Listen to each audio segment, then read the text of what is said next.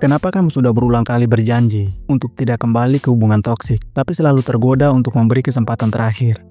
Kenapa semakin kamu tahu ini salah, semakin sulit untuk berhenti?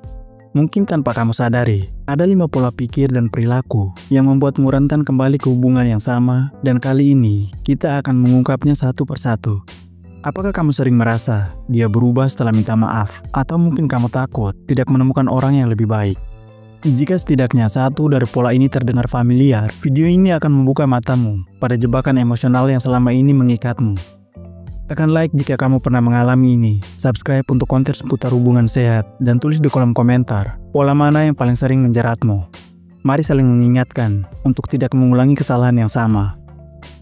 Selamat datang di Zona Bebas Toksik, sebuah ruang aman untuk kamu yang sedang berjuang dalam hubungan yang melelahkan, membingungkan, dan terkadang menyakitkan. Melalui konten edukatif, reflektif, dan penuh empati, saya membantu kamu mengenali tanda-tanda hubungan toksik, membangun batasan yang sehat, serta menyadari kembali nilai diri kamu. Pola pertama adalah perasaan bersalah yang berlebihan setelah memutuskan hubungan. Hal ini sering terjadi kalau pasangan toksik kamu pintar memanipulasi emosi, membuatmu merasa bertanggung jawab atas kebahagiaan dia, bahkan ketika kamu yang selalu disakiti. Kalau kamu merasa meninggalkan dia berarti kamu jahat, tidak setia, atau tidak sabar, hati-hati, ini bukan cinta, ini jebakan rasa bersalah. Solusinya adalah sadari bahwa rasa bersalah itu seringkali hasil dari manipulasi emosional, bukan cerminan dari siapa kamu sebenarnya.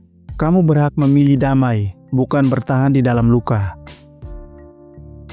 Pola kedua adalah ketika kamu lebih sering mengingatkan masa-masa manis dan melupakan semua rasa sakit yang pernah kamu alami.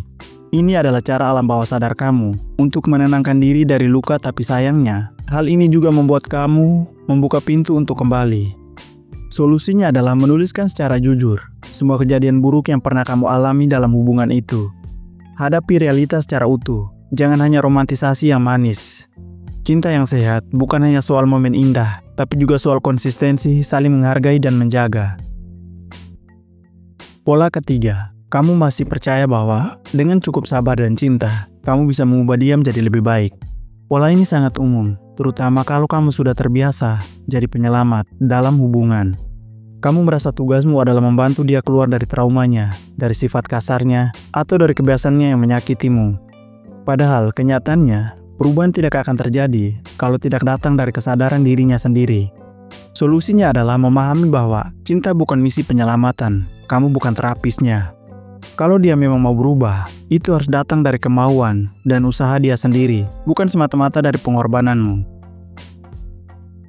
Pola keempat, kamu takut tidak akan menemukan seseorang yang lebih baik dari dia. Kamu takut kesepian, kamu takut menua sendiri, dan kamu mulai berpikir, mungkin ini sudah yang terbaik yang aku bisa dapatkan. Ketakutan seperti ini sangat manusiawi, tapi bisa jadi akar dari kembalinya kamu ke pelukan yang salah. Solusinya adalah mengembangkan rasa cukup dan utuh dalam diri sendiri. Jangan menunggu seseorang untuk membuatmu merasa berharga. Investasi terbesar yang bisa kamu lakukan adalah membangun hubungan yang sehat dengan diri sendiri terlebih dahulu. Pola terakhir dan yang paling berbahaya adalah keyakinan bahwa semua ini adalah takdir atau bagian dari karma yang harus kamu jalani. Kamu mulai percaya bahwa kamu memang ditakdirkan untuk menjalin hubungan yang penuh luka, dan kamu pasrah menerima perlakuan buruk sebagai pembayaran atas masa lalu. Solusinya adalah ubah cara pandang terhadap takdir. Takdir bukan tentang menunggu disakiti, tapi tentang pilihan yang kamu ambil setiap hari. Kamu punya kuasa penuh atas hidupmu, atas siapa yang kamu izinkan masuk dan bertahan di hatimu. Dari kelima pola tadi, mana yang paling kamu rasakan? Atau mungkin kamu pernah mengalami lebih dari satu? Tulis di kolom komentar pengalamanmu. Atau kalau kamu merasa ini relate dengan teman atau saudaramu, jangan ragu untuk bagikan video ini ke mereka. Mungkin dengan satu klik saja, kamu bisa menyelamatkan hidup mereka. Ingat, keluar dari hubungan toksik adalah langkah besar, tapi menjaga diri agar tidak kembali ke siklus yang sama adalah langkah berikutnya yang jauh lebih penting. Sampai jumpa di video berikutnya. Dan ingat, tetap jaga diri dan jaga hati.